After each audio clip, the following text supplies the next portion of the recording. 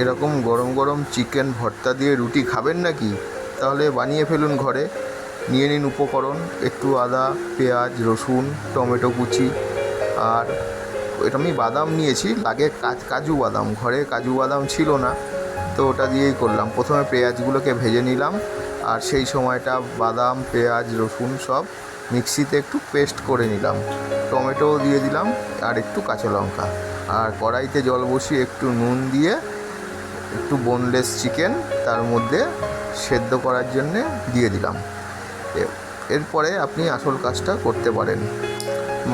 আর সেদ্ধ হতে হতে একটুখানি গিয়ে এই সাইডে এই যে এগুলো ফেলে দেবেন, একটু ফেনা ফেনা যা উঠবে এগুলো ফেলে দেবেন। তা বলে স্টকটা কিন্তু ফেলবেন না, ওটা আপনার বড় কাজে লাগবে। দেখতে দেখতে চিকেন ধারান করে সেদ্ধ হয়ে যাবে। ব্যাস, চিকেন সেদ্ধ হয়ে গেলেই অর্ধেক কাজ কমপ্লিট। এবার চিকেনটা সেদ্ধ হওয়ার পরে টং দিয়ে আস্তে আস্তে করে তুলে ঠান্ডা করতে দিয়ে দিন।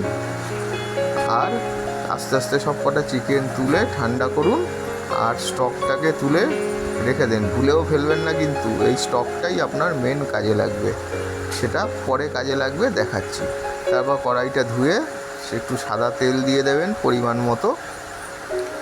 তেলটা গরম হলে ওর মধ্যে একটু গোটা গরম মশলা দিয়ে দেবেন, দারচিনি, এলাচ। আর ওইদিকে বাটিতে মশলাটা রেডি করে ফেলুন। হলুদ, ধনে, একটু লঙ্কার গুঁড়ো, একটু জিরের গুঁড়ো দিয়ে জল দিয়ে হালকা করে ভিজিয়ে রাখুন। সঙ্গে একটু টক দই দিয়ে নিলাম, টক দইটা দিলে বেশ ভালো হবে। আর এদিকে পেঁয়াজ ভাজা কমপ্লিট হওয়ার পরে ওই মশলাটা দিয়ে দিন, দিয়ে হালকা করে কষাতে থাকুন। কিছুক্ষণ কষালে একটু রং ছাড়লেই এদিকে মিক্সিতে যে বেটে নিয়েছেন সেই বাটাটা দিয়ে দিন। তো আমি কাজু বাদামের বদলে ঘরে কাঁচা বাদাম ছিল, সেটা দিয়েই করেছি। আর বাদাম কিনতে যেতে ইচ্ছে করছিল না, তো ওই বাদাম দিয়েই করবেন। এদিকে মাংস ঠান্ডা হয়ে গেলে এইভাবে ছাল ফালগুলো সুন্দর করে ছাড়িয়ে নিন ছোটো ছোটো করে। ব্যাস, আর হাড়গুলো যা একটু একটু ছিল বাদ দিয়ে দিন। আর এই মশলা কষাতে কষাতে সুন্দর কালার যখন চলে আসবে, চিকেনগুলোকে আস্তে আস্তে দিয়ে দিন। দিয়ে আস্তে আস্তে কষান।